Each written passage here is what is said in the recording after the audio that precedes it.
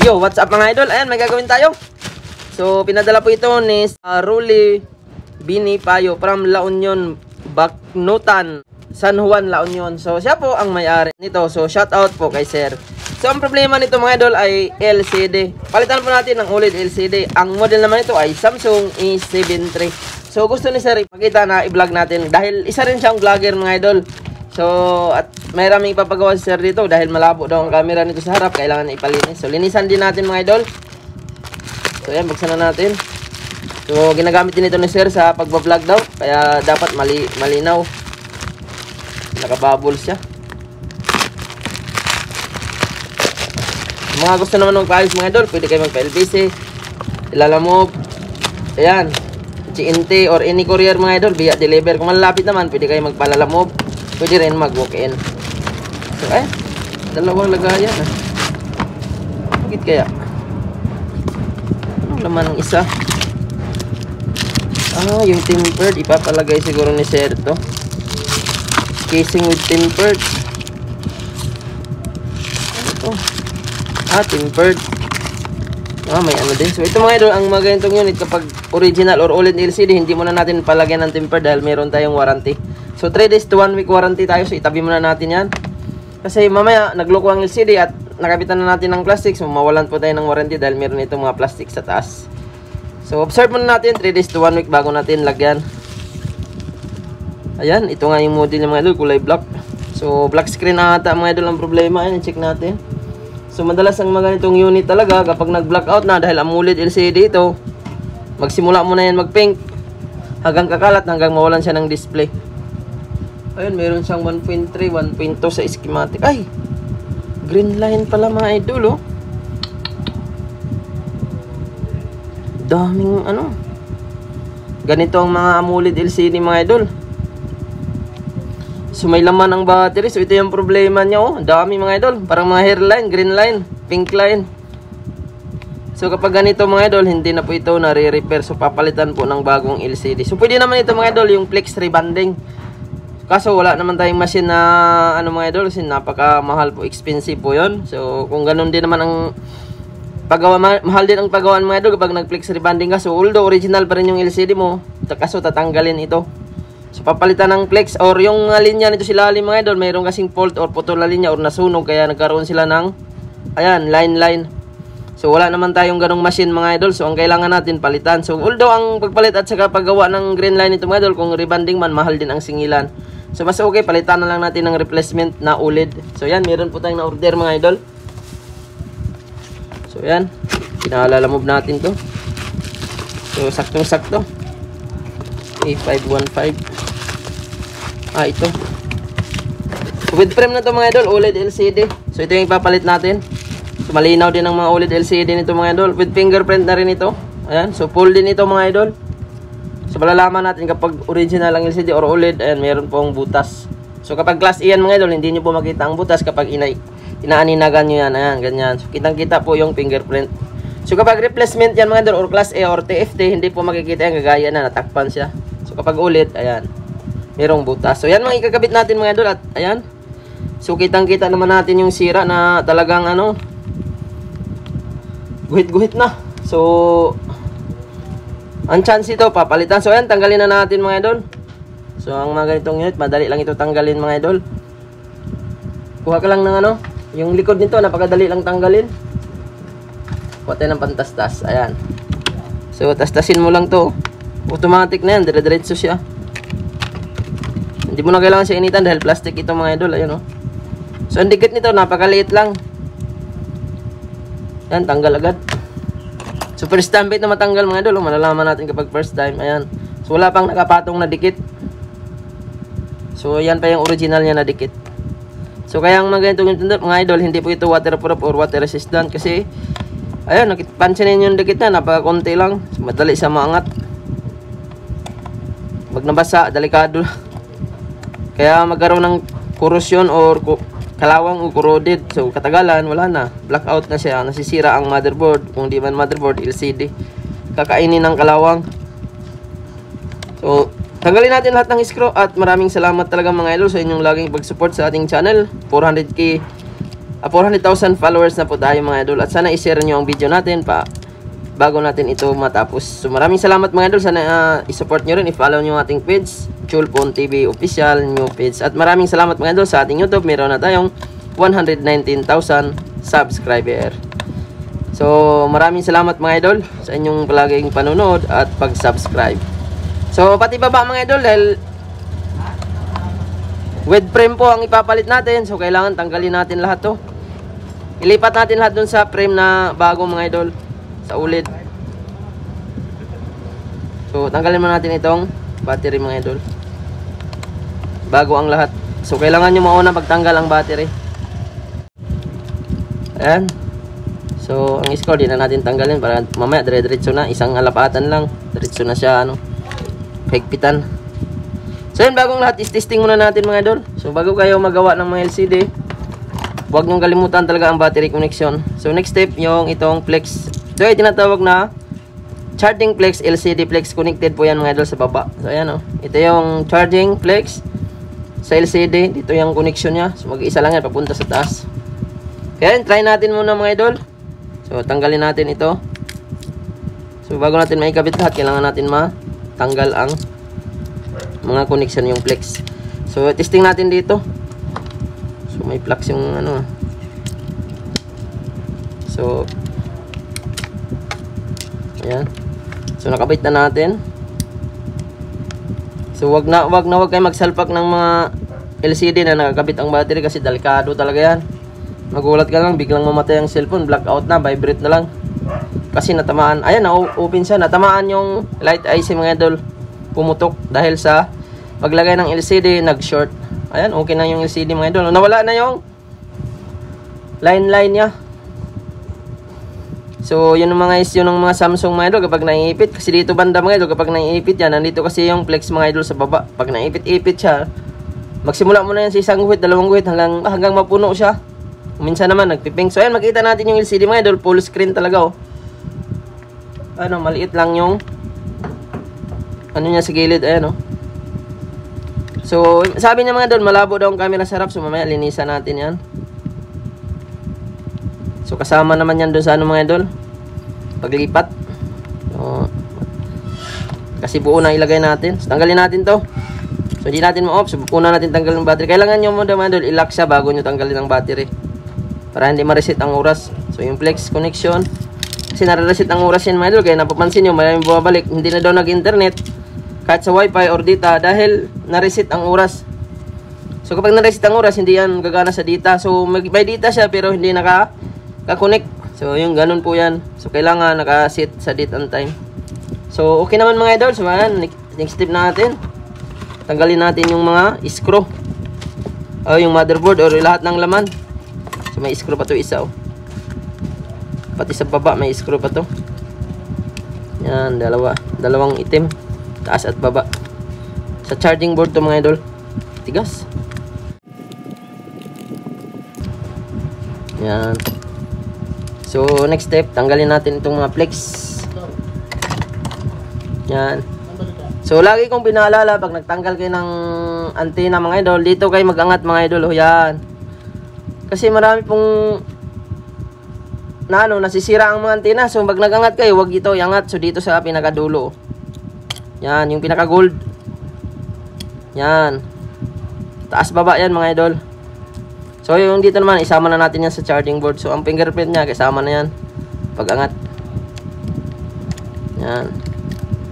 So ito yung antena, charging pin, charging board, at saka yung fingerprint sensor.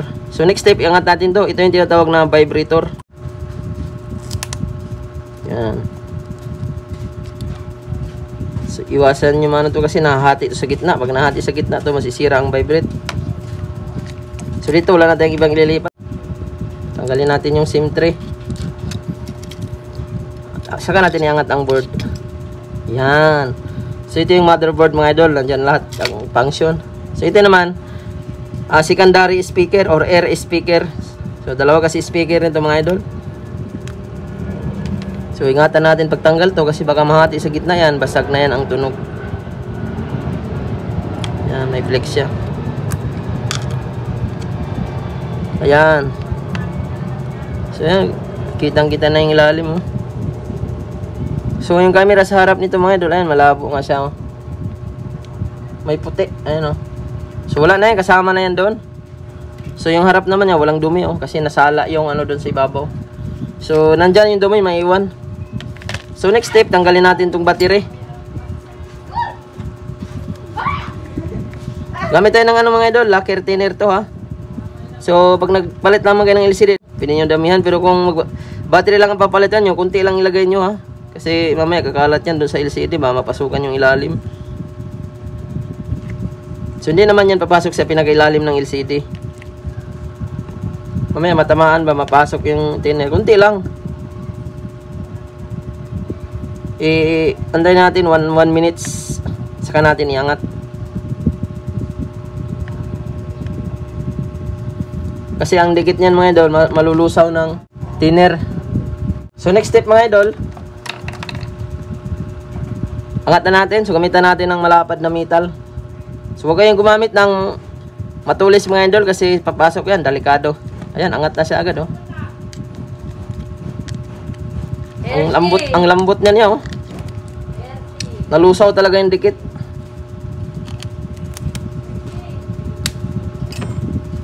So kung battery lang ang papalitan nyo mga idol, alalay lang kayo maglagay, huwag nyo damihan. So kung LCD naman ang papalitan nyo, ay walang problema yan. Kasi sira naman yan, papalitan mo na siya. So kagandahan dito mga idol, ang ipapalit natin kasama na tong buttons.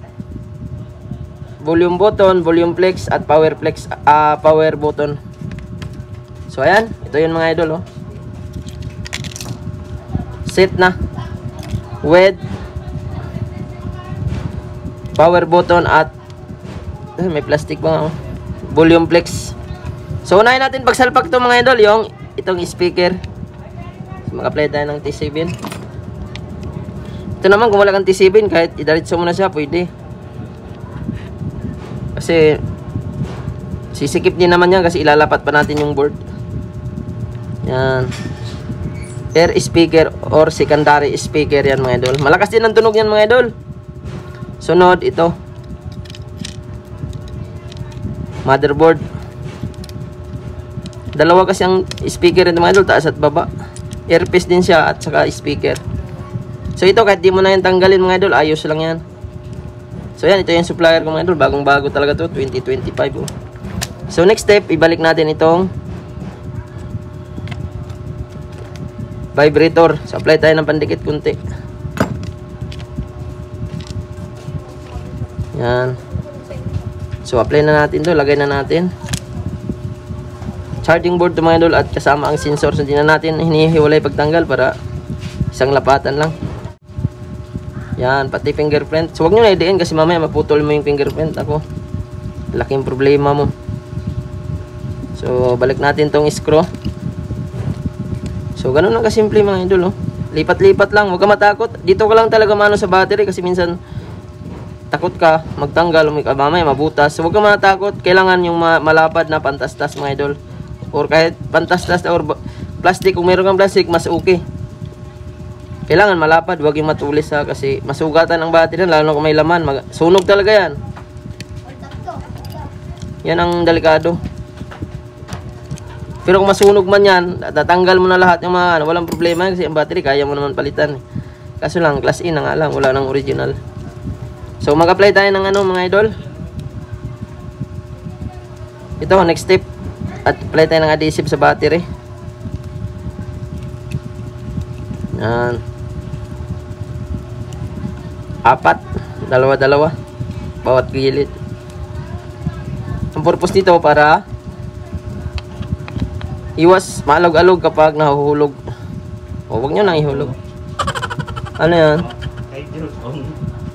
Papagawa sana ng phone. Sige, paupo muna saglit boss, ha. So ayan, may papagawa mga idol. So tapusin muna natin to kasi nabaglas na.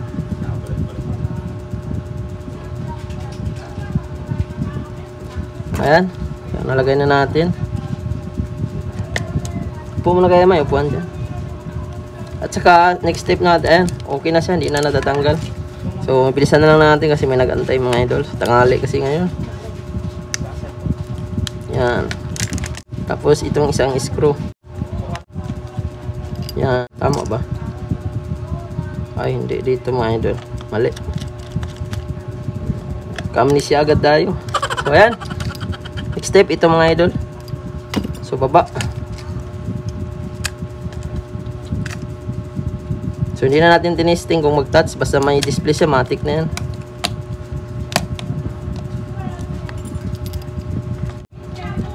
Para mabilis. So, balik natin lahat ng screw.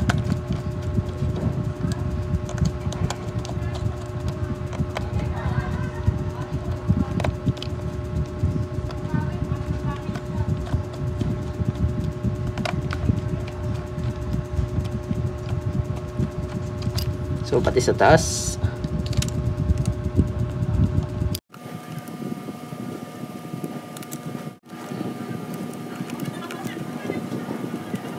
So, ayan mga idol. So, nakapit na natin lahat. So, next step, yung same tray naman. So, may plastic kasi itong mga idol, oh. Angat muna natin ito. So, ganun talaga. Pag bago talaga, meron. Ay, hindi nakakabit pala yung bangis ko. Hindi nakalock.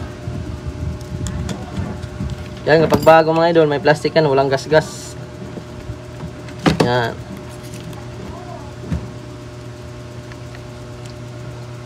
So, yun, kabit na natin lahat. Ayan mga idol. So, yun muna natin. At tingnan natin kung mag-touch bago natin lagyan ng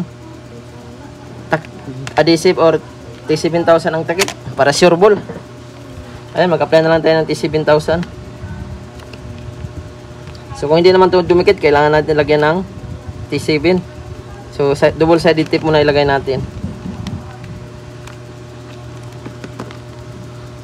So, tanggalin natin yung puti. Iwan dito yung itim. Hindi siya dumidikit.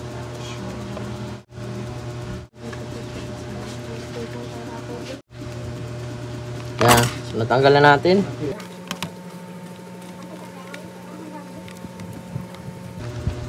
So, hindi kaya ng adhesive mga idol. So, ayan, isikindari natin yung ano. Yun, ang linaw mga idol, oh. Ang linaw ng LCD, oh. Yan, ang lambot ng touchscreen mga idol, oh. Kaso lang, hindi natin ma-check yung tunog niya kasi may password. So, yung backlight niya, natataasan, nabababaan. Okay na. So, walang problema mga idol. Ang linaw ng LCD. Makikita mo talaga na sobrang lambot. Ayan, sa mga gustong magtanong kung magkano to, pwede kayo mag-PM sa ating FB page, Jolphon TV Office. So, hindi po tayo nagbibigay ng presyo dito mga idol dahil marami talaga ang mag-comment na di maganda. Kaya iwasan na lang natin. At ayan, okay na mga idol. Tapos na tayo kasi may nag-antay pa sa atin. So, ito, isikandari ko to ng T7000. So, mamaya na siguro kasi may nag-antay sa atin. So, yung plastic ito mga idol, meron tayong warranty, 3 days to 1 week observation. Kapag ito nagloko, ayan, pwede natin palitan. So, maraming salamat po sa inyong panonood. Sa mga gusto magpaayos, pwede kayo magpa-LBC, GNT, Lalamove, Grab, at any courier via deliver. Maraming salamat po. Huwag kalimutan mag-follow, mag-like, mag-share, at mag-subscribe.